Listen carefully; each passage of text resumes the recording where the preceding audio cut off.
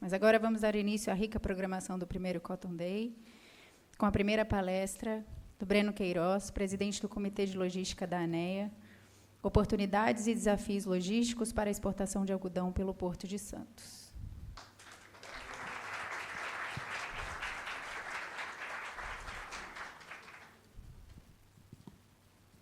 Bom, pessoal, primeiro agradecer a presença a todos, um bom dia, uma tarde e um dia bem, enfim, importante para a cadeia. Acho que o Santana comentou bem uma palavra que eu vou levar como base aqui na minha apresentação, que é união, né? A gente vem trabalhando aí junto com a Abrapa, com a Apex, com todos o elo da cadeia, para fomentar essas exportações de algodão, essa relevância que o algodão se tornou nos dias de hoje.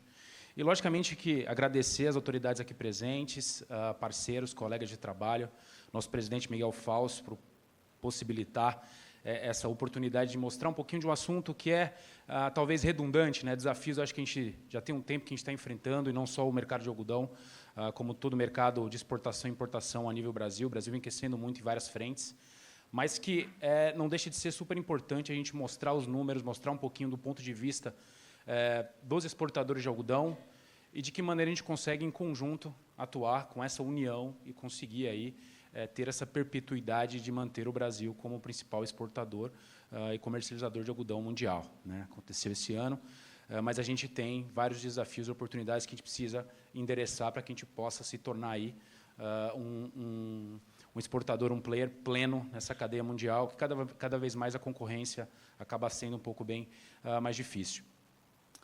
Então, só para esboçar um pouquinho, o Carlos e o Miguel comentaram sobre a relevância do algodão no mercado mundial.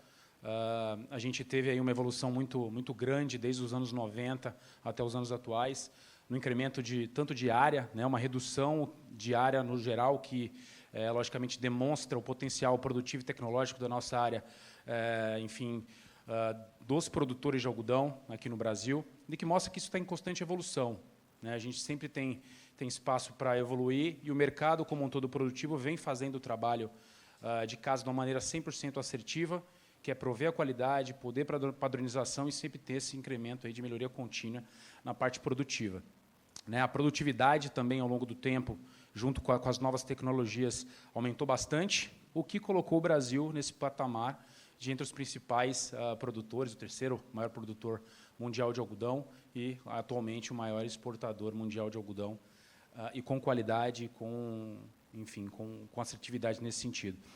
E, logicamente, até antes de iniciar aqui a apresentação, me foi perguntado qual que é o impacto do algodão, do incremento do algodão na sociedade, né, como um todo. Então, a gente entende que, com o algodão aumentando a sua produção, aumentando a necessidade tecnológica e aumentando as necessidades de aperfeiçoamento de todos os elos da cadeia, a gente sabe que isso reflete também em benefício para a economia, né? A gente entende que há necessidade de novos investimentos, há necessidade de novas vias de escoamento, há necessidade de próprio aperfeiçoamento da autoridade aqui e do município de Santos, Cubatão, São Vicente, Guarujá.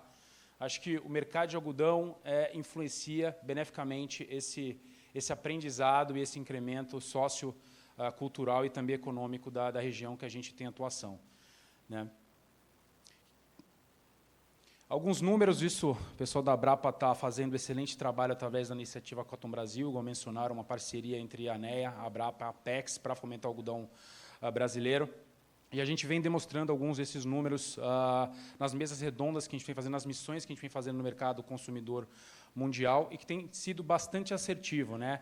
Em termos produtivos, a gente tem um número de 3,7 milhões de toneladas nessa safra 24, e já um incremento previsto, né, enfim, esperado, de pelo menos mais 8% para a safra seguinte, quase chegando a 4 milhões de toneladas de produção.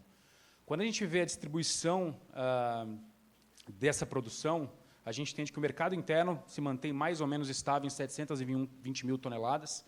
O mercado brasileiro têxtil está ainda aquém do que foi alguns anos atrás, com em torno de 1 milhão de toneladas de consumo, está em torno de 720, mas ainda tem uma relevância importante, não só na questão do mercado interno enfim, fibras, cama, mesa e banho e outras atividades do mercado, mas também na geração de emprego e no impacto renda que a gente tem nas zonas têxteis do país, tá? Quando a gente olha a exportação, e aí acaba sendo o foco, onde a gente vê a maior, enfim, possibilidade de melhoria no nosso cenário, representa quase que 70%, 80% do volume de direcionamento do mercado, né?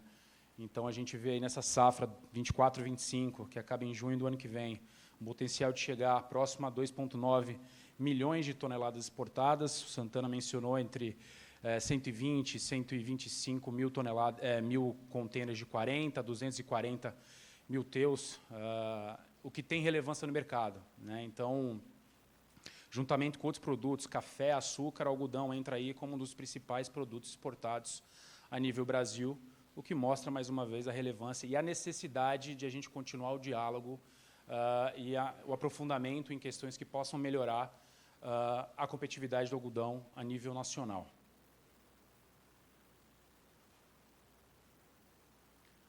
Quando a gente olha os números de mercados consumidores do algodão brasileiro, e, mais uma vez, através dessa iniciativa Cotton Brasil, a gente vem acionando esses mercados e buscando mostrar para que o algodão brasileiro se manteve aí no primeiro patamar e quão importante é a regularidade. Nós deixamos de ser um provedor de mercado em 4, 5 meses do que acontecia em anos passados e nos tornamos um fornecedor regular de algodão. Então, em 12 meses, eu acho que tem trabalho para todo mundo.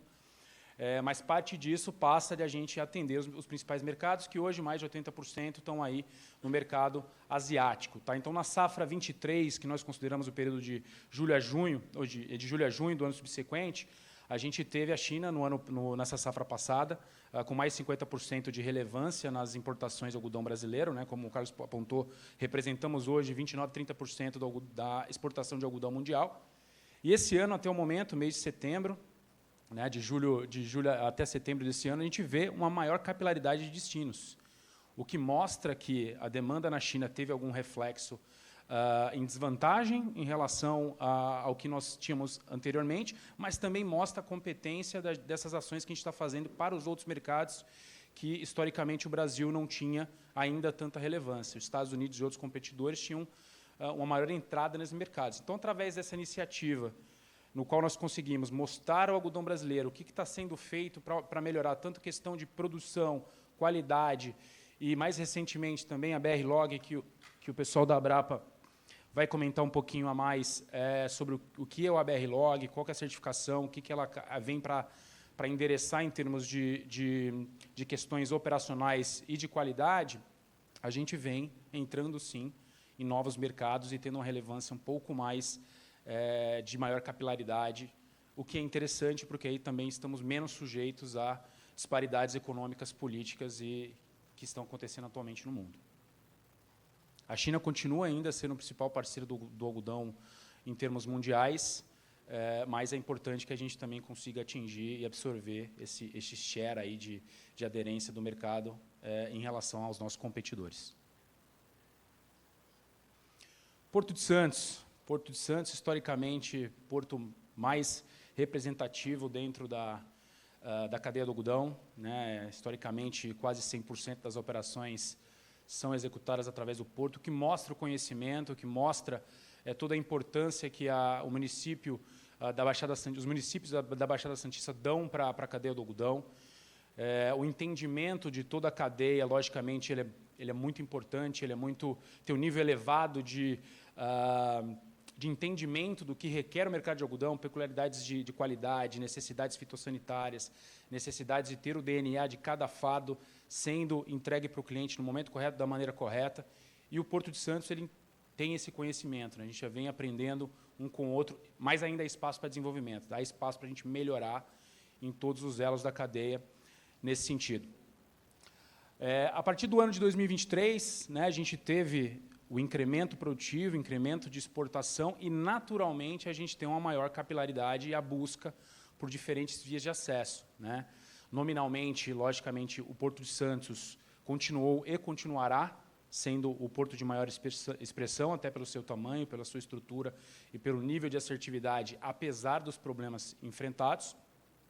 Mas é importante frisar que o mercado como um todo, isso na apresentação da Abrapa Cotton Brasil, a gente vai passar um pouquinho de informação, a gente obrigatoriamente, até para se manter num nível de eficiência, num nível de acuracidade maior em termos de entrega ao nosso cliente final, a gente precisa ter uma maior distribuição de portos, o que não tira a importância de Santos, mais uma vez, volto a frisar. Portos como Salvador, Paranaguá, Itapuá, Itajaí, Navegantes, enfim, Porto de Manaus também tem o teu volume em franca ascensão em relação a Santos, mas, mais uma vez, a produção espera-se aumentar em 10% para o ano que vem, então a volumetria vai continuar saindo uma magnitude muito expressiva no Porto de Santos. O Beto vai trazer, como ele comentou no período da tarde, números voltados ao mercado agronegócio e de algodão, que vai mostrar esse incremento operacional de Santos. Eu vou trazer alguns números aqui para esboçar para vocês que a gente ainda tem alguns problemas que devem ser endereçados e parte do aprendizado de todos nós hoje durante o Cotton Day é buscar um entendimento de que maneira a gente consegue atacar para que a gente possa, sim, manter essa crescente importância do algodão brasileiro para com todo mundo.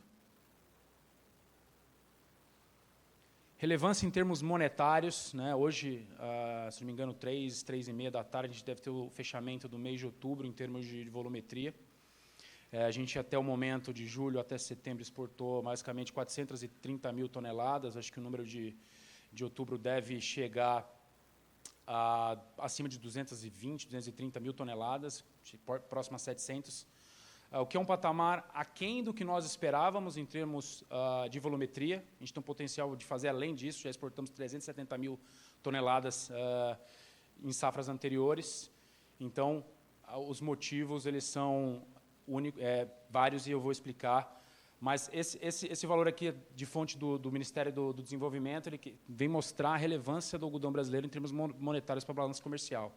Né? A gente vem em uma crescente, à medida que a produção aumenta, a questão de preço ela se equipara com o mercado mundial, a diferença entre os Estados Unidos, descontos e prêmios e desários, a gente chega basicamente no mercado de 3 bilhões de dólares, um pouco mais, se a gente colocar aí o que a gente tem de mercado interno também, essa relevância ela é bem mais contundente no cenário como o Brasil como um todo.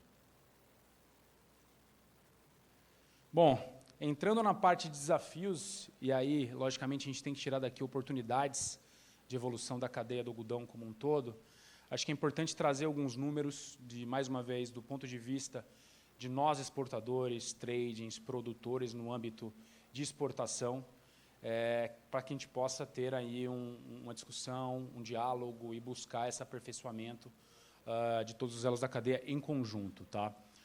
Focando no Porto de Santos, mais uma vez, 95% das exportações são realizadas aqui através do Porto de Santos, mas o mesmo problema enfrentado é enfrentado em outros portos em algum nível, não é algo exclusivo no Porto de Santos, e eu aproveito aqui para agradecer o Lucas Moreno, da LOX, que é uma empresa parceira nossa e de outras associações, que buscam, logicamente, argumentar e demonstrar com dados e fatos para o mercado o que os exportadores estão enfrentando, enfim, no dia a dia de suas operações. Então, Porto de Santos, a gente tem hoje um nível de atraso de basicamente 84% dos navios tem um índice de atraso. Eu vou mostrar um pouquinho mais de detalhes quão representativos são esses atrasos, o que isso pode ocasionar em nossas operações. Mas nós sabemos que isso não é um problema exclusivo de Santos, mais uma vez, e fatores externos e internos ocasionaram esse tipo de atraso. É bom a gente frisar isso até para demonstrar que, enfim, a própria Autoridade Portuária de Santos vem buscando com toda a cadeia essa melhora em termos de operações. A gente teve problemas em Portos do Sul, obras sendo executadas, a gente teve mau tempo, a gente tem a própria volatilidade e descompasso dos trânsitos de navios ao longo do mundo, devido guerras, devido questões político-econômicas, mas existem itens que a gente que está sob nosso controle e que a gente consegue endereçar. Tá? Então, 84% de atraso e o maior navio que nós tivemos, 1 mês de descasamento em relação ao que nós chamamos de data de deadline, né? A data final para que a gente possa entregar a carga. E qual é o reflexo que isso causa em todo o gerenciamento logístico e planejamento dos exportadores? A gente, sem assertividade de quando esse navio vai chegar, de quando a nossa carga precisa estar no porto, isso tem todo um reflexo desde a fazenda, do processo de embarque e até na questão de concentração de embarques, e por isso que a gente está vendo esse número aquém do que nós gostaríamos de volumetria sendo exportada no mês a mês.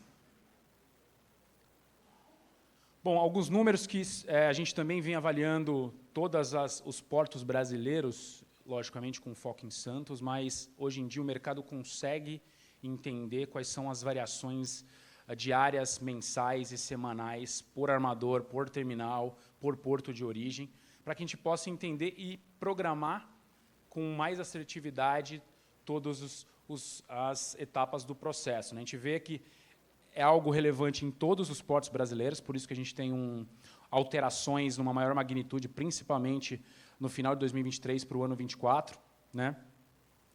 E é ponto fundamental que a gente consiga entender e antecipar a essa questão que é bastante relevante no mercado. Condições de gate, além do atraso de navio, hoje em 84% em Santos, a gente tem o descasamento de quanto tempo esses gates de entrega dos contêineres no navio ele fica aberto e quanto tempo ele tem a sua abertura, tempo ideal ou propício para que os exportadores possam executar e concluir as suas operações. 54% dos gates ficaram menos de 48 horas abertos. Então, a gente vê, por exemplo, num cenário que a gente tem 95% de exportação através do Porto de Santos, com um potencial de 120 mil, 240 mil teus, 9 mil contêineres por mês. A gente tem uma necessidade de uma amplitude maior, de uma eficiência maior na abertura de gates.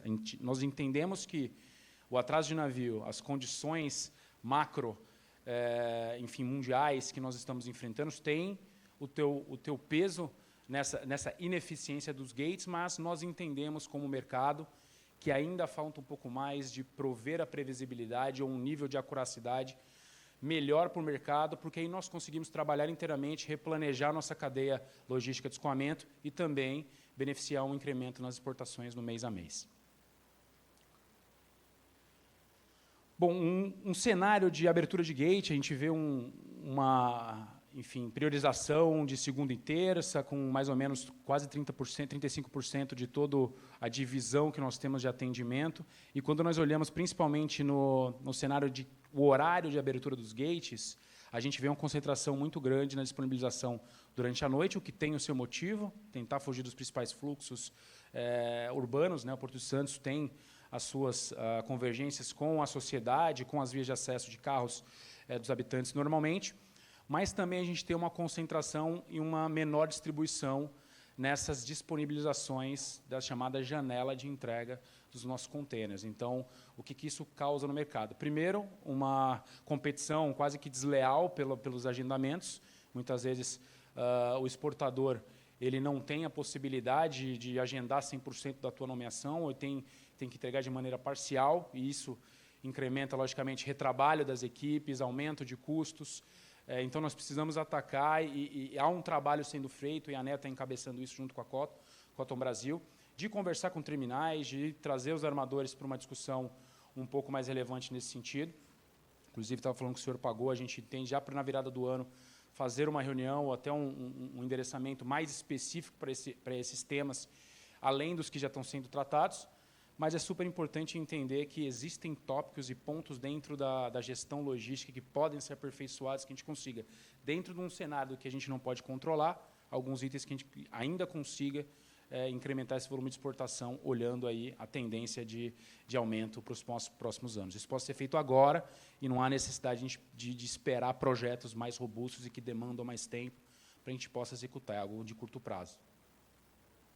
30% nos finais de semana, 60% no período noturno, para dar uma dimensão para as discussões que a gente vai ter durante o dia, vocês entenderem alguns pontos que a gente pode endereçar. Navios com maior atraso, isso também é um mapeamento realizado até pela questão de atendimento ao nosso cliente no exterior, como a gente vem batalhando e fazendo essas mesas redondas no mundo inteiro para buscar capturar o market share dos Estados Unidos, da Austrália, nossos principais competidores, a gente precisa também endereçar e ter um nível assertivo de nível de serviço para os nossos clientes no exterior. E parte disso vai na confiança do schedule, né, no chamado itinerário do navio. Hoje, 84% atrasa, mas mesmo os navios que estão atracados, eu tenho uma designação um pouco mais curta, a gente vê ainda casos com mais de um mês de atraso, e aí a gente fica amarrado no ponto de vista de embarque, por não ter a possibilidade de antecipação ou outra medida alternativa. E em relação com o tempo de gate, isso também é uma condição mercadológica que pode ser aperfeiçoada. Os navios estão abrindo sem gate, há a quantidade maior de omissões, e isso, logicamente, põe um peso ainda maior em toda a ineficiência que a gente está vendo durante a cadeia. Então, o ponto A, que seria a fazenda, é impactado pelo ponto B, que é o porto, e o ponto B influencia o ponto A. Então, há maior atraso na designação das nomeações, de novas nomeações, há incremento de frete, porque o caminhão fica mais tempo parado, o caminhão tem que voltar para a origem para fazer o carregamento, e aí a gente tem os descompassos sucessivos na cadeia operacional como um todo. Bom, exemplos de impactos negativos, né? Congestionamentos e atrasos de navios. A gente vê que isso, consequentemente, gera um descompasso operacional na capacidade de lotação dos pátios, seja de terminais REDEX, seja do próprio terminal portuário, né? A gente vê que, seguindo a OCDE, a gente teria que ter um nível de 70% de operação portuária dentro do nível aceitável para conseguir absorver eventuais descompassos operacionais. Hoje, terminais estão operando acima de 80%, 85%, em alguns casos no Brasil, 90% de ocupação. Isso quer dizer que a carga não sai, a carga não entra e toda uma cadeia logística é impactada mediante essa ocupação. Falta de espaços para recebimento de carga, seja ela física ou seja propriamente dito o container. Mais uma vez, atrasa o potencial de exportação, nosso cliente fica um pouquinho com o pé atrás de conseguir novas negociações, porque a gente não consegue ter assertividade nessa entrega ante aos outros competidores que têm um trânsito de carga a esses destinos um pouco menor, um pouco mais assertivo, um pouco mais confiável. Então, isso a gente precisa ter um endereçamento e uma ajuda, principalmente dos armadores aqui presentes. A gente sabe que eles estão fazendo o trabalho. Alguns terminais, inclusive, já estão passando informações de quando era o navio, quando não era, quando que vai ser a alteração, para tentar prover, mas a gente precisa de mais. A gente entende que essa assertividade, principalmente nos schedules de navio, beneficia a cadeia num nível surpreendente. Bom, falta de janelas, filas de caminhões, cobranças de detention. A gente sabe que essa é uma questão bastante sensível no mercado, né? O detention, para quem não sabe, é a sobreestadia do container, você ter o container na sua mão, além do período free, livre, que você tem com o armador, e como quando você tem descasamentos entre a data de retirada e o navio que já está atrasando 15, 20, 30 dias, naturalmente, até de maneira automática, há uma cobrança, e isso, logicamente, é comercialmente discutido com armadores, com parceiros, dado que é uma condição quase que regular, não é algo pontual. Então, a gente sempre tem essas discussões acaloradas, mas o bom senso está prevalecendo e a gente está conseguindo, da melhor maneira possível, retardar esse tipo de custo extra na penalização das exportações. E um ponto importante aqui, menor repasse de FOB das exportações para os produtores. A gente entende que o mercado um todo, a gente não quer ganhar com logística ou perder com logística, a gente quer ser assertivo com a logística.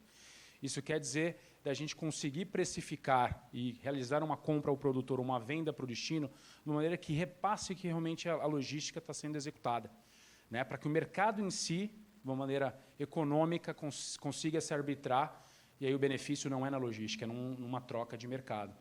E quando a gente tem um descasamento operacional muito grande, isso infere em custos adicionais, ou a gente está naturalmente repassando esse custo extra que tem que ser precificado para frente, ou tendo uma maior precificação em desvantagem na cadeia produtiva, né? Então, o nosso custo Brasil como um todo, a gente acaba tendo esse incremento natural.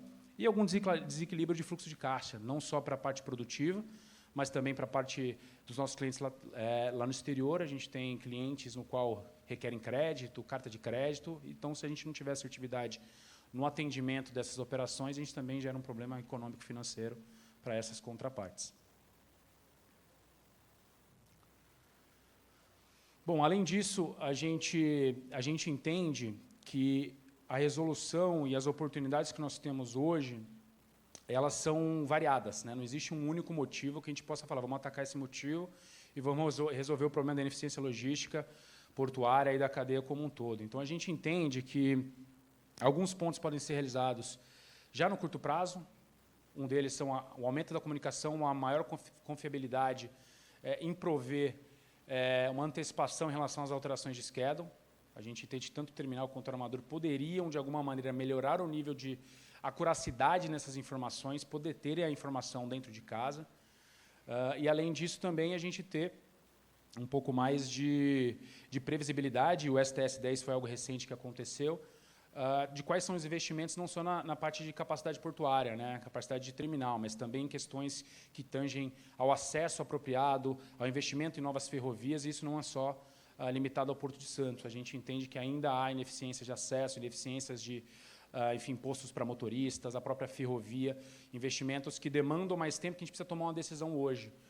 Então, acho que a soma de ações e atividades que podem ser realizadas no curto prazo, já angariando esses investimentos que requerem 3, 4 anos para serem colocados em pauta, a gente conseguir entender o efeito desses investimentos na cadeia de exportação, então, não é só um motivo, a gente precisa agir hoje para conseguir ver o benefício, pouco a pouco, já vislumbrando uma produção 2 vezes maior e uma exportação muito vezes maior que a gente vislumbra para os próximos 10 anos. Acho que, do meu ponto de vista aqui da ANEA, a gente tentou trazer de maneira objetiva e sucinta alguns pontos que vão ser bem revisitados durante o dia. A mensagem, e aí o Olivier e o Fábio vão conseguir dar um pouquinho mais de corpo em algumas iniciativas que a gente está tratando nessa parceria Cotton Brasil, junto com portos parceiros e outras iniciativas, mas a mensagem é que nós precisamos estar em conjunto atuando nessas frentes. Eu acho que o diálogo, a união dos setores e dos elos da cadeia é crucial e obrigatório para a gente conseguir deixar o Brasil de uma maneira competitiva ante os mercados internacionais. Acho que essa é a mensagem e, mais uma vez, agradeço a presença de todos. É bom a gente ver que o trabalho que tem sido feito desde muito tempo está surtindo efeito, aos poucos a gente está conseguindo ver benefícios e evoluções do mercado como um todo, mas o trabalho não para, é algo que a gente tem que continuar exercitando e nos ajudando para fazer o Brasil, mais uma vez, continuar sendo o mais competitivo, o maior exportador mundial. Agradeço a todos. Obrigado.